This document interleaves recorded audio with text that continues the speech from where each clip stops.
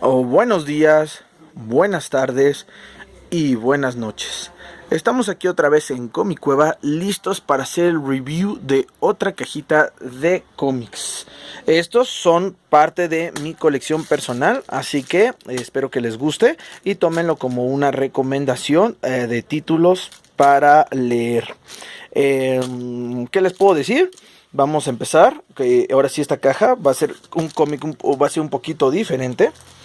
Porque a diferencia de los cómics pasa en donde les había estado mostrando cómics que yo compraba por las portadas, en este caso estos tomos especiales son toda una seguidilla de cómics y yo los he comprado meramente por la historia. Y pues si pueden ver aquí, ya pueden empezar a notar que esta es la colección de Swamp Thing, pero el arco escrito por Alan Moore. Lo que les puedo decir de este cómic y el por qué creo que todos deberían de leerlo es porque este cómic fue un antes y un después en el mundo de los cómics. Antes de este cómic, todos los cómics eran fundamentalmente pues, para un público más joven, para un público infantil, un público adolescente y ya. Pero el inglés Alan Moore hizo sus pininos aquí en DC. Él ya venía de haber escrito historias para revistas en Estados Unidos y pues quería incursionar en el medio del cómic en Estados Unidos. Entonces se le dio la oportunidad de tomar un personaje de Len Wein, que es Swamp Thing, pero en este caso Alan Moore pues le dio completamente una recontextualización al personaje. Para los que no sepan, pues Swamp Thing es un hombre llamado Alec Holland, que fue expuesto a sustancias radiactivas en un intento de asesinato, y estas sustancias mezcladas con el pantano de Luisiana lo convirtió en The Swamp Thing, o la cosa del pantano. Entonces, Alan Moore toma este personaje que, pues, si bien tenía buenas ventas en DC, tuvo buenas ventas en su momento, pues ya para este punto ya estaba bastante olvidado. Y pues se aventó un round buenísimo que fue de, fíjense, 1, 2, 3, 4, 5, 6 tomos especiales, que en su momento fueron grapas, fueron como... Cada tomo de estos trae como unas 10 grapas. Entonces se aventó bien, decorrió como unos 60 números.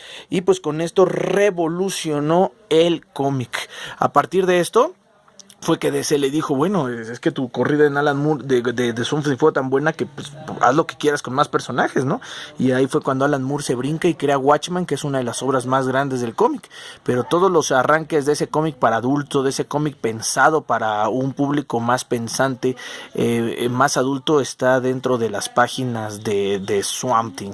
¿Qué pasa en el cómic de Swamp Thing? Alan Moore lo retoma. Y en este cómic, pues él plantea que Alec Holland en realidad sí murió, y que lo que pasó fue que él al caer al pantano, más bien las sustancias químicas que tenía el cuerpo de Alec Holland reaccionaron con diferentes especies de plantas que existían en el pantano, y estas plantas evolucionaron, se fusionaron y crearon como una colonia de plantas que de alguna forma absorbieron la esencia de Alec Holland, absorbieron sus recuerdos, absorbieron todas las células del cuerpo, y por eso las plantas crearon una reproducción vegetal con la mente de Alec Holland. ¿Cuál es el objetivo de esta reproducción, de esta unión de tipo colmena? Pues era la supervivencia.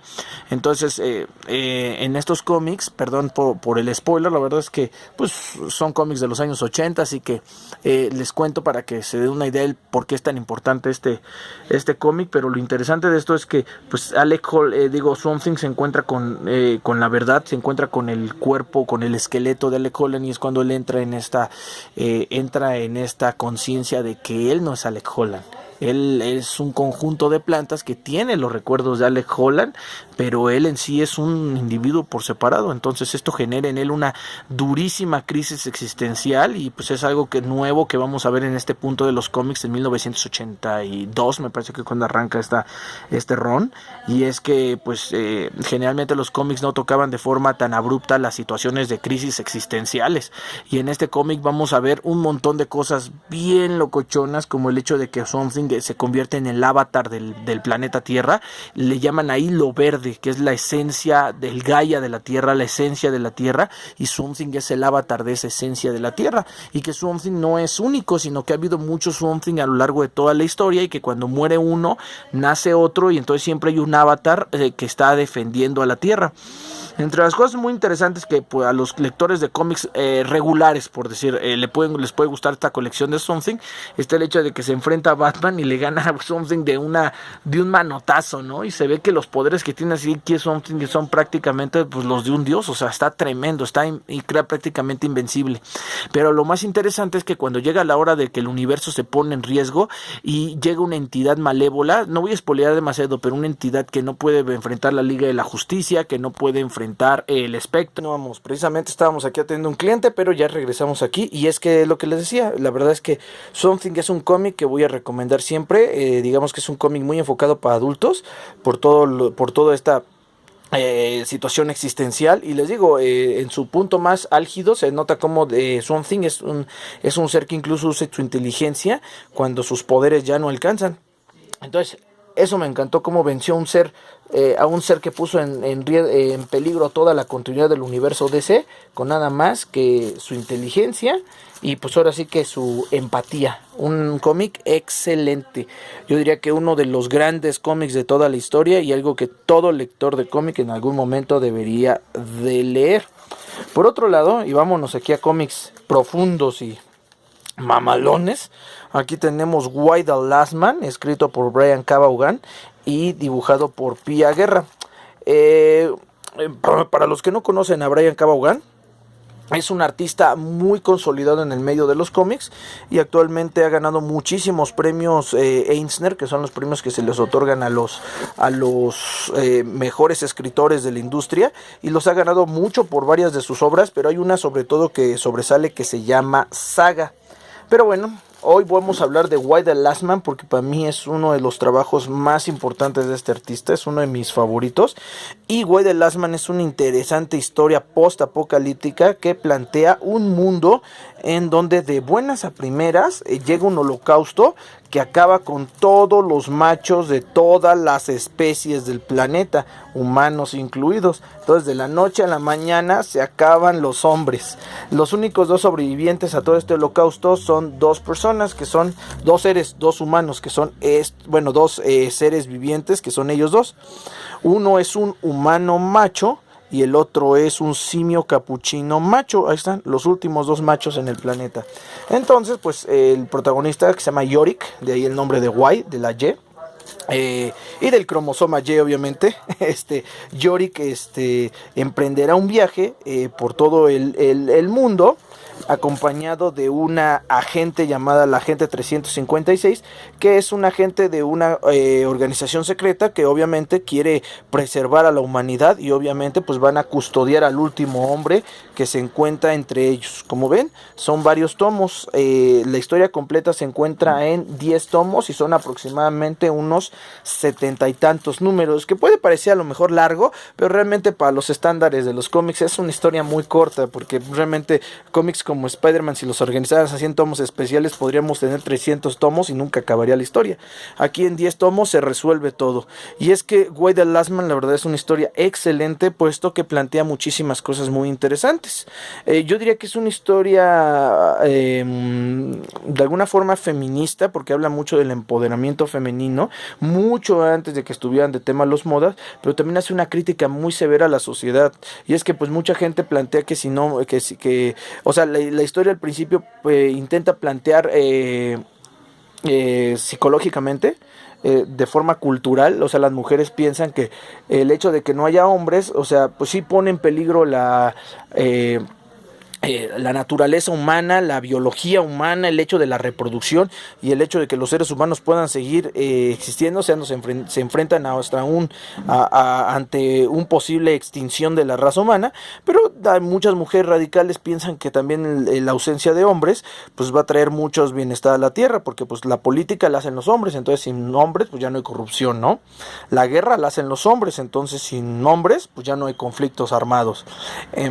También la la religión la hicieron los hombres, entonces pues también sin hombres, pues ya no va a haber falsas fe religiosas, ¿no? Y entonces las mujeres en principio piensan que también la falta de hombres puede ser algo muy positivo para la humanidad, pero rápidamente se dan cuenta de que la naturaleza humana es la naturaleza humana, y ante la falta de violencia y de corrupción y de abusos por parte de los hombres, pues hay mujeres que empiezan a tomar estos roles de abuso de poder, de abuso de autoridad, de crear sectas religiosas radicalistas, y pues nos damos cuenta de que la humanidad tiene defectos muy grandes y no tiene nada que ver con ser hombre o con ser mujer, sino de que tiene que ver con la naturaleza humana, y de que si no hubiera hombres, pues también es un problema la coexistencia humana, porque en este mundo donde se desaparecen los hombres de la noche a la mañana, pues resulta que el 90% de los ejércitos del mundo son hombres, así que sin hombres pues los países quedan completamente desprotegidos.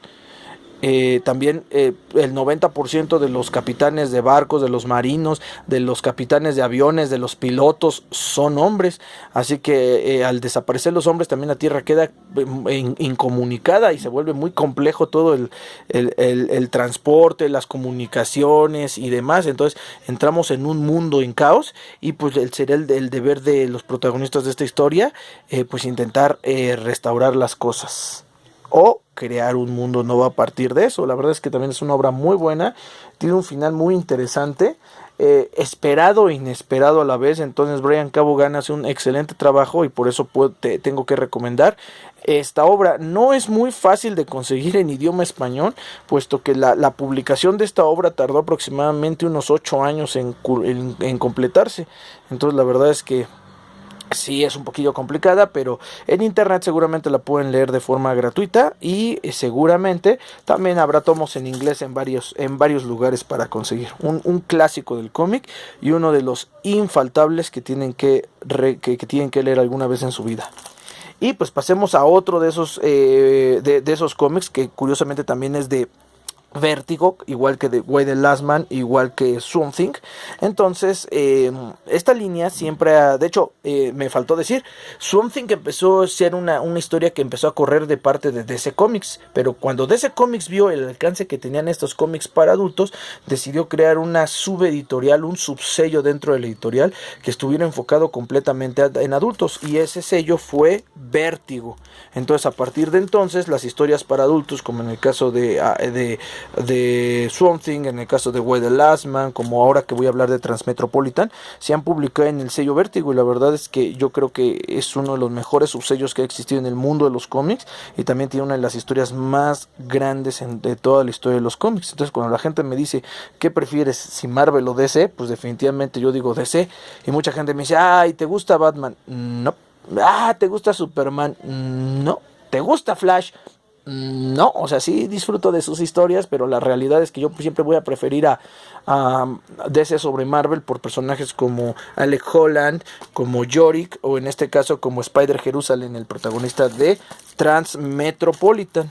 Y es que Transmetropolitan, escrita por Warren Ellis, nos narra la historia de un futuro distópico, en donde pues el control de las masas es la forma en la que el gobierno nos tiene calmados, en las que todo es una mentira, todos los alimentos son transgénicos, hay un montón de choques culturales entre sectas religiosas, entre modos de pensar extremistas, hay vegetarianos extremistas, hay liberales sexuales extremistas, hay conservadores extremistas. Entonces todo se vuelve un choque cultural horrible en una sociedad decadente que lleva al público al consumismo para mantenerlos completamente estupidizados y tener el control de las cosas. ¿Esto le suena familiar? Porque Warren Ellis planteó esta historia en 1995, y la verdad es que yo cuando la leo a mí me encanta. Ahorita más o menos va a la mitad de la obra, yo creo que también van a ser como unos 10 tomos, entre 8 y 10 tomos de todo Transmetropolitan, también publicado aquí en México por Vértigo Comics, pero la verdad es que me gusta mucho la historia por el contexto que tiene y por las cosas que implica, y es una de esas veces en que es terrorífico, porque esta fantasía emula demasiado la realidad. Y es que alguna vez escuché yo que La diferencia entre un político y un artista es que un político siempre te va a contar mentiras disfrazadas de verdades. En cambio, un artista siempre te va a contar verdades disfrazadas de mentiras. Y ese es el caso de los autores de Vértigo. Te cuentan historias de ficción, pero es que sus historias son tan críticas, son tan inteligentes, que de alguna forma reflejan un mundo en el que estamos y tú terminas aprendiendo y si no, haciéndote cuestiones acerca de cuál es la realidad del hombre.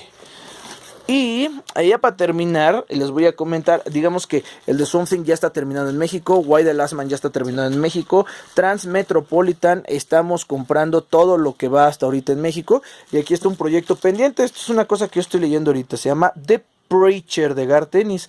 En este momento tengo el libro 3, el libro 5, fueron 6 tomos especiales que contienen 12 números cada tomo, entonces ahí echen toda la continuidad de Preacher.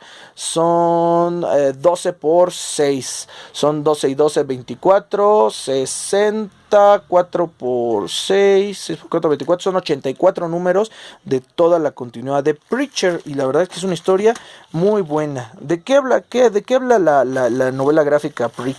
Pues es una historia igual para Vértigo Comics, miren aquí se ve su logo, y está escrita por Garth Ennis, autor del que también ya hemos hablado mucho en este canal, y pues la verdad es que incluso ya hay por ahí una serie, por ahí si la quieren ver. Entonces Preacher habla de un reverendo, de un pastor llamado Jesse Custer. Entonces Jesse fue pues criado en una de estas familias radicalistas, en donde pues la religión es como la regla y en donde pues se vive siempre con una doble moral. Son personas, la familia de Jesse Custer son personas muy violentas, psicópatas, yo podría decir, que usan la palabra de Dios para justificar todas sus locuras. Entonces pues llega un momento en el que Jesse Custer crece, se vuelve un reverendo por órdenes de su familia, y pues él se da cuenta de una forma muy amarga que pues la religión es una doble moral, es un opio para el pueblo y que a veces le hace más daño que beneficio.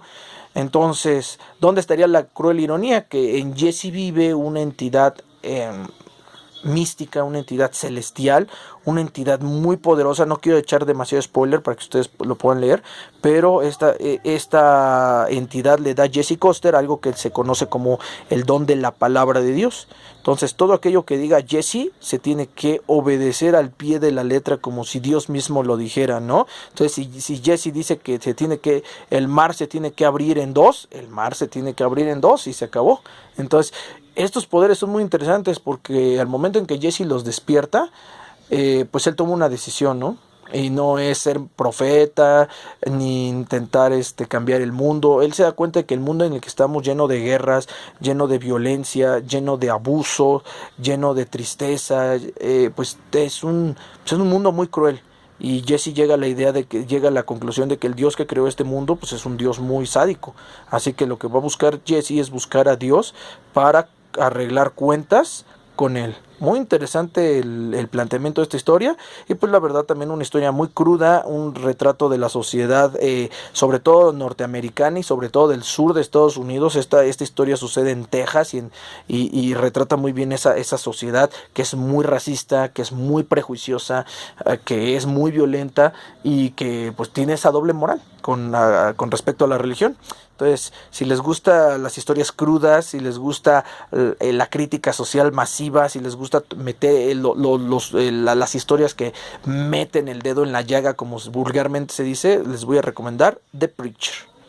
Y bueno, hoy no fueron muchas recomendaciones, fueron 4 títulos, pero la verdad es que son 4 imprescindibles del cómic, que creo que todo lector del cómic y en general todo lector deberían de poder conocer en algún momento de su vida. Pues son lecturas muy maduras, muy interesantes, muy críticas, muy atractivas y que lo mejor de todo, muy entretenidas, que te van llevando una con otra y pues te dan ganas de seguirlas leyendo y de seguirlas conociendo y de seguirlas comprando. Entonces pues ya saben, aquí los esperamos en Comicueva. Yo por ejemplo tengo muchas grapas sueltas en inglés de